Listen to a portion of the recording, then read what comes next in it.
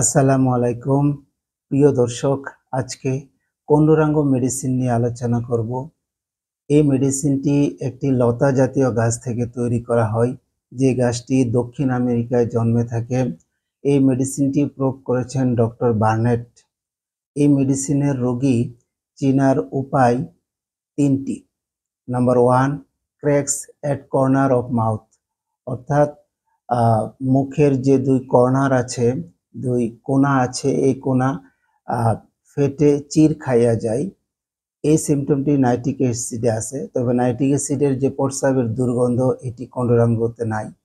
Number 2, স্টারনামের ঠিক উল্টা পাশে বিহাইন্ড স্টারনামে বার্নিং হবে, জ্বালাপোড়া হবে, এবং অ্যাট রিজিয়ন অফ স্টোমাকের অঞ্চলে, অর্থাৎ যেখানে পাকস্থলী থাকে ঠিক সেখানে আগুনে পোড়ার মতো জ্বালা হবে। এই মেডিসিন যখন প্রয়োগ করেন ডক্টর বার্নেট এবং আরও কয়েকজন ডাক্তার মিলে, তারা কিছু ক্লিনিক্যাল লক্ষণ বলেন বা ক্লিনিক্যাল কিছু সিমটম এবং রোগের ক্ষেত্রে প্রয়োগ করা হয় এই মেডিসিনটি। সেই রোগগুলি নিম্নরূপ: ক্যান্সার অফ স্টোমাক, অর্থাৎ স্টোমাকের যদি ক্যান্সার হয়; cancer of breast, specially left breast, অর্থাৎ বাম পাশের স্তনে যদি ক্যান্সার হয়, সেই ক্ষেত্রে অ্যাঙ্গুলার স্টোমাটাইটিস, অর্থাৎ কারো যদি ঠোঁটের কোনায় ফেটে যায়, সেখানে হচ্ছে পেইনফুল কন্ডিশন হয়, অর্থাৎ জ্বালাপোড়া পূর্ণ ব্যথা হয় অথবা ব্যথা হয়, সেই ক্ষেত্রে ব্যবহার করা হয়। এবং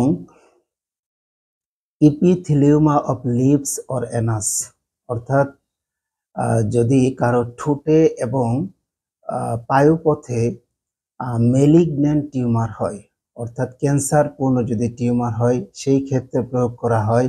এবং কোথাও যদি ফিশার হয়, যে কিউটোমিউকোনিয়াস যে জাংশন আছে সেখানে যদি ফিশার হয়, ফাটা হয়, সেক্ষেত্রে প্রয়োগ করা হয়।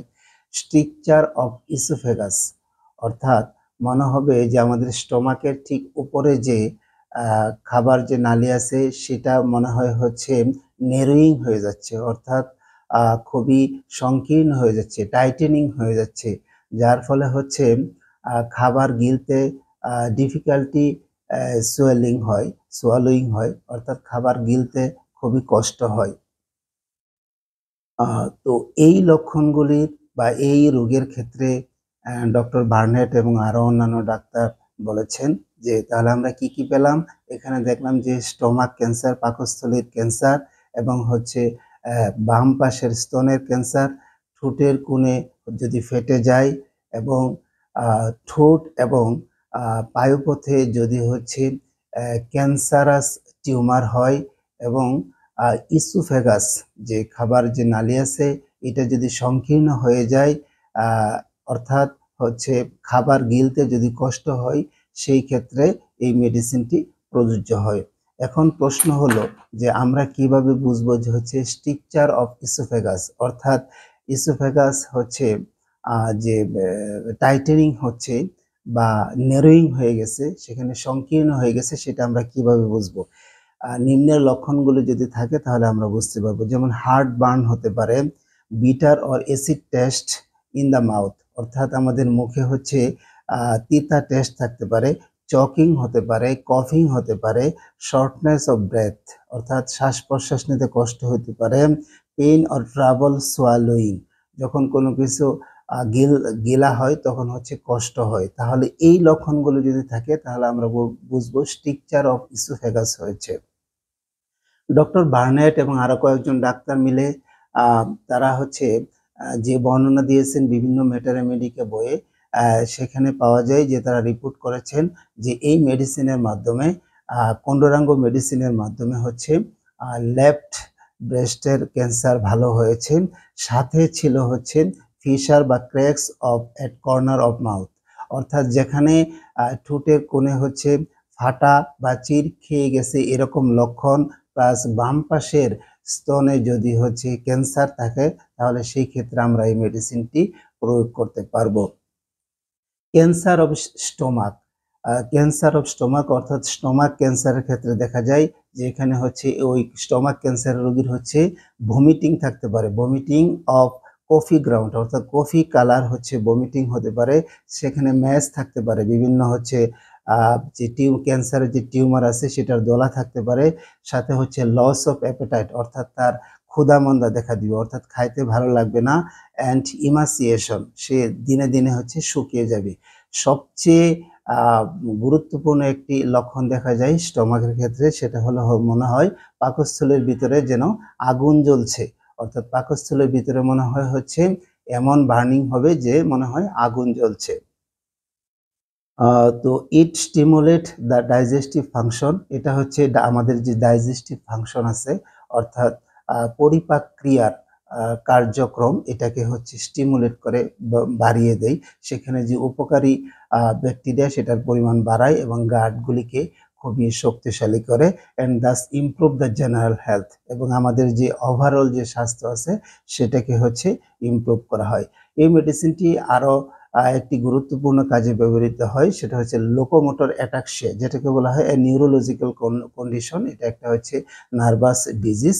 এর ফলে হচ্ছে loss of coordination and balance, অর্থাৎ এটা কোঅর্ডিনেশন এবং ব্যালেন্স হারিয়ে ফেলে, সেই ক্ষেত্রে ব্যবহার করা হয়, এবং মেরুমজ্জার যে ক্ষয় আছে সেই ক্ষেত্রেও ব্যবহার করা হয়।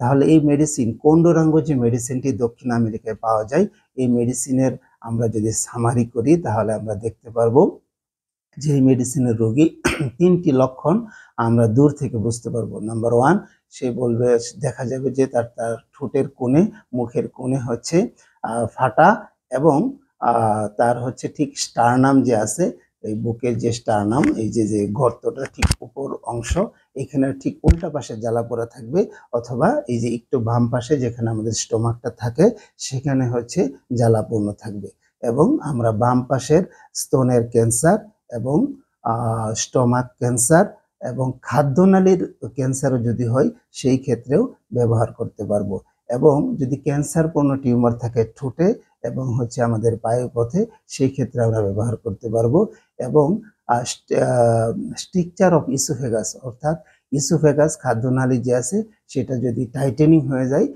বা ন্যারোয়িং হয়ে যায়, যার ফলে খাবার গিলতে কষ্ট হয়, সেই ক্ষেত্রে আমরা ব্যবহার করতে পারবো, এবং লোকোমোটর অ্যাটাক্সিয়া যেটা একটা নিউরোলজিক্যাল কন্ডিশন সেই ক্ষেত্রে ব্যবহার করতে পারবো, মেরুমজ্জার ক্ষয় সেই ক্ষেত্রে ব্যবহার করতে পারবো, কারো যদি লস অফ অ্যাপেটাইট ক্ষুধা মন্দ থাকে সেই ক্ষেত্রে ব্যবহার করতে পারবো, এবং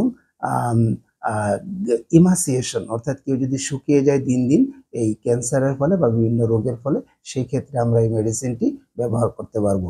তবে লক্ষণই হচ্ছে আমাদের প্রধান কথা।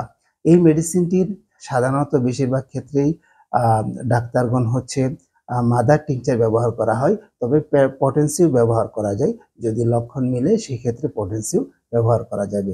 সবাই ভালো থাকবেন। আসসালামু আলাইকুম।